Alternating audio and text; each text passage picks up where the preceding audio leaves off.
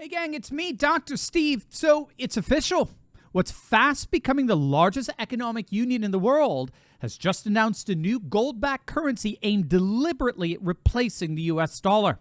We're going to find out what's happening, why it's happening, and what it all means for a rising and very real new world order. First, just a quick 60-second recap for how we got here in the first place. As many of you know, following the end of World War II, the world outside of the Soviet bloc began to be led by a single economic and militaristic superpower, namely the United States, and most particularly its dollar. This accelerated in the 1970s when the United States struck a deal with Saudi Arabia to standardize oil prices in terms of the US dollar. And in many ways, this deal, more than anything else, elevated the US dollar to the world's reserve currency, since you could buy oil and gas directly without going through some kind of exchange rate. Moreover, nations buying and selling in US dollars in turn inordinately purchase US Treasury bonds with their surplus dollars, so as not to lose money in the exchange process back to their own currencies. This in turn allows the US government to print up pretty much as much money as they want, because they assume that plenty of foreign nations using the US dollar will purchase up all the debt in the form of US Treasuries. But all of that changed on Thursday, February 24th, 2022. That's when Russian forces launched a special military operation in Ukraine. In mere hours, sanctions were unleashed on Russia from the United States and the European Union, using the U.S. currency against Russia and kicking them off SWIFT, the international financial transaction platform, which is inordinately controlled by United States banks. Well, suddenly, in the eyes of many around the world, the dollar transformed from a free international currency to a very powerful and effective weapon. A weapon that more and more nations feared would eventually be used against them. The weaponization of the dollar has escalated the need for many countries to deliberately begin the process of de-dollarization. A few months back, Brazil and China reached an agreement to ditch the dollar and conduct their cross-border trade with the yuan, the Chinese currency. Around the same time, China and Saudi Arabia began talks to price Saudi Arabia's oil sales in the yuan rather than in US dollars. Similarly, both the UAE and Qatar have been trading with China using the yuan in direct payments, and even France just completed their first yuan-settled liquefied natural gas trade with China. But none of that compares to what was just announced ahead of the upcoming summit with what is fast becoming the single largest economic union in the world. And this changes everything. Gang, with this announcement, gold has now become king again, literally king of the world. A new age of gold-backed currency is rising, and now is your time to get in before the rest of the world figures it out. And we got some amazing friends to this channel who can help you do just that. We've partnered with the top-rated precious metals company Goldco, who've helped patriots across the nation move over $1 billion into gold and silver. You heard that right. They're absolutely amazing. Click on that link below. And for those with retirement accounts, the patriots over at Goldco are offering up to $10,000 in free silver when opening up a qualified IRA account. And for cash buyers, you're going to love this. Check this out. You can get bonus silver just for making a purchase. So if you buy $15,000 worth of precious metals, you're going to get $750 in bonus silver. If you buy $25,000 worth, you'll get $1,200 worth of bonus silver. And that's only as long as supplies last, so don't wait. Click on that link below. This is your opportunity to get in on the ground floor as more and more nations return to the gold standard. Click on that link below right now. Now, if you don't know what's happening here, it's being called the hottest ticket in geopolitics, the rise of BRICS. BRICS stands for Brazil, Russia, India, China, and South Africa, the 5 foundational nations that have formed a new and powerful economic bloc. Since its formation in the 2000s, the economic bloc has grown exponentially, with dozens of countries seeking to join.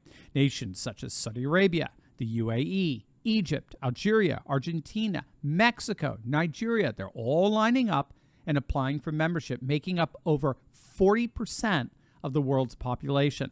And all eyes are fixed on their upcoming summit in August in South Africa, because it's just been announced that the agenda there will center on the creation of a new gold-backed currency that would have at least 20 nations all joining in.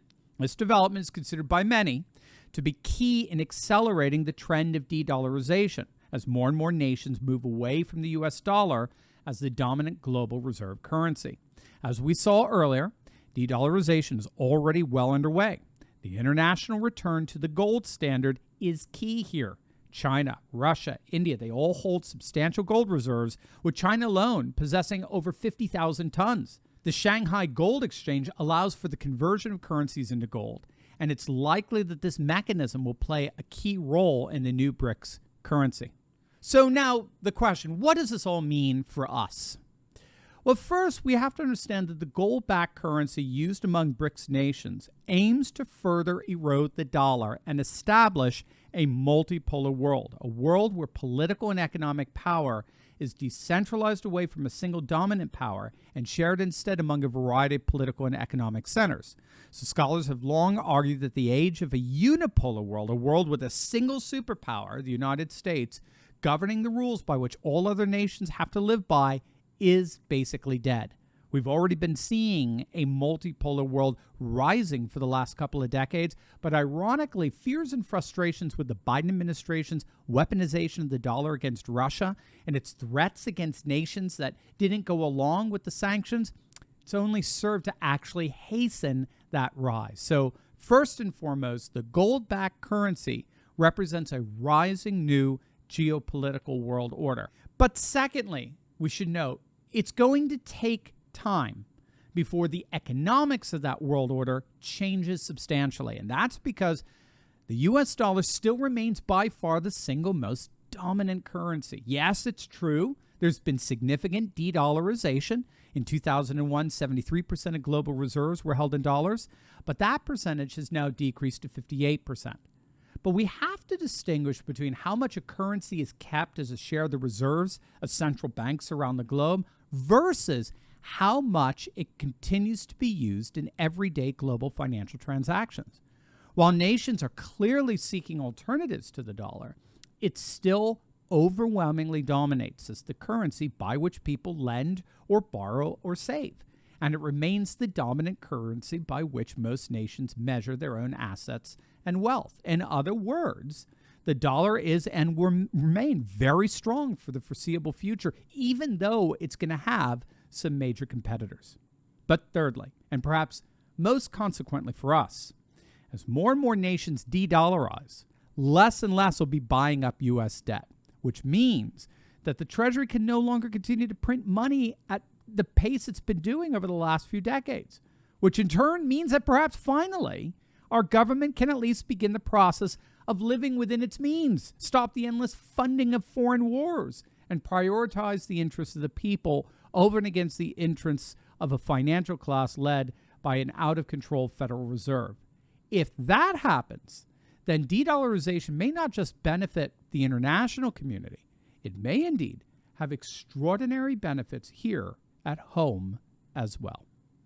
Are you ready to join the resistance? Because I'm leading a group of dedicated, courageous patriots who can lead a spearhead into the heart of the secular globalist establishment. We punished Bud Light and Target, driven CNN and the legacy media to near bankruptcy, forced BlackRock to backtrack on ESG, and now we're seeing our conservative-dominated Supreme Court ending affirmative action and protecting religious liberty. In my Insiders Club, I show you concrete steps to take locally and online that will only keep this mass uprising going until the battle is won.